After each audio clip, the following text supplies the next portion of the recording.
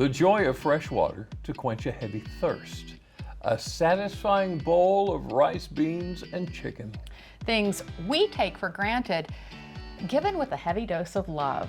That's just a small part of what a Lewis couple hope to accomplish with the organization Miriam's Table. And Susie Kiefer is the founder of Miriam's Table and joins us this afternoon. Thanks for coming back to see us. Thank you for having me. Before we get to Miriam's Table, this dress, you said it was a gift to you. It was. It was a gift made for me by a ministry, another different ministry called Children's Ministry, and I was in a village, a small village, and they gave me this dress to wear, and I was so excited. Yeah, it's gorgeous. They didn't even measure. They didn't measure me, no. In Congo, they say a good seamstress is someone who can look at someone and know their size. Oh my goodness. Well, they did it. It is gorgeous. Thank you.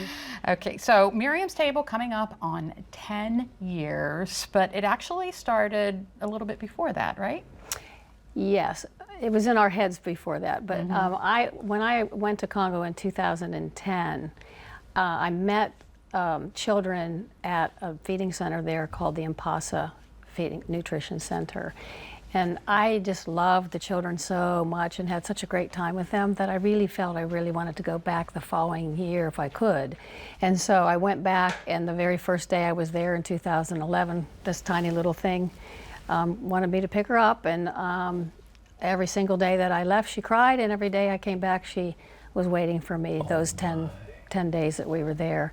And I went back at Christmas time because I was teaching, and so I had that time off, and my husband said, why don't you go there as a gift, because I really didn't think I could wait a whole nother year to be back with the children. I went back in those 6 months and she was still waiting. I mean, she still was there like we'd never been apart. Oh my. The following late spring, her father passed, and she'd become an orphan at that point. And so my husband said, I need to bring her home.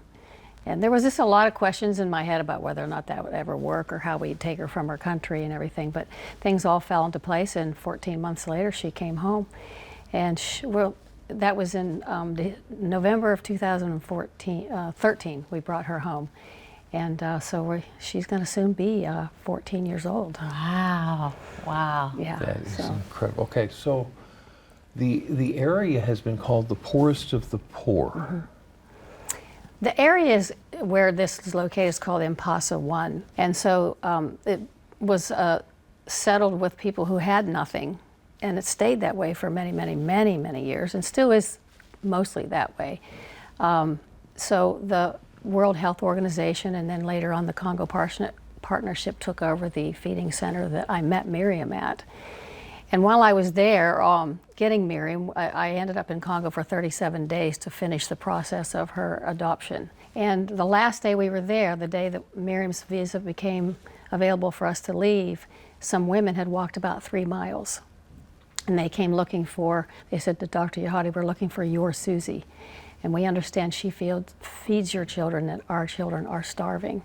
Can she come and feed those children? Mm-hmm. So I came home with that in my heart, wondering, how in the world? And so I shared it with my husband, and he said, I think we should try to do it. And so almost exactly a year later, in 2014, we opened our doors.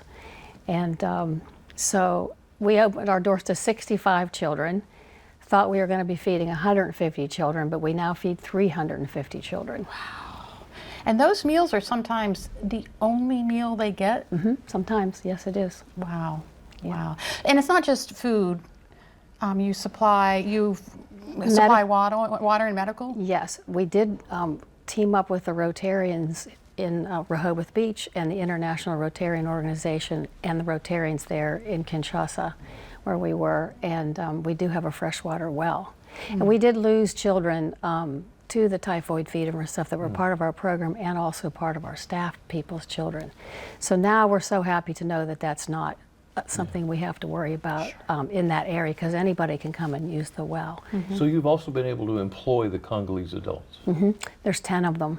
Wow. And it's wonderful for them to have a full-time job. And they really are like a family. When I'm there, we're just like best friends. And you said Miriam is now 14. She'll be 14 next month. Next month. Does she help you with it? She go back with you? She does. She goes back. This past summer was her first summer not to be there, but she's always there. She'll be going back this summer, And she's like a chameleon, you know, because she's here being an American, and when we get over there, she switches gears and sees people that she knew when she was little, and her story is sort of a full circle story because she was being fed, and now she feeds others, and we have some beautiful pictures of her, handing a bowl to a child or sitting on the ground and feeding a child. So 14 years ago, you never would have imagined that you would be where you are. So, sitting where you are now and looking forward, where do you think Miriam's Table is going? What we want to do, because we feel like we're being called to do more than just to feed the children, because the other problem in that area is medical. And we do still lose children. Even our staff has deaths in their families because there is no place to quickly get urgent care or even maternity or quick surgeon, you know. So we're hoping to start to raise funds probably mid of this year to build a little medical center there. And we'll provide some information on our website so that you can do just that to help your mission with Miriam's Table. Thank you so much for what you do. It's amazing. Thank you for having me. Delmarva Live, we'll be right back.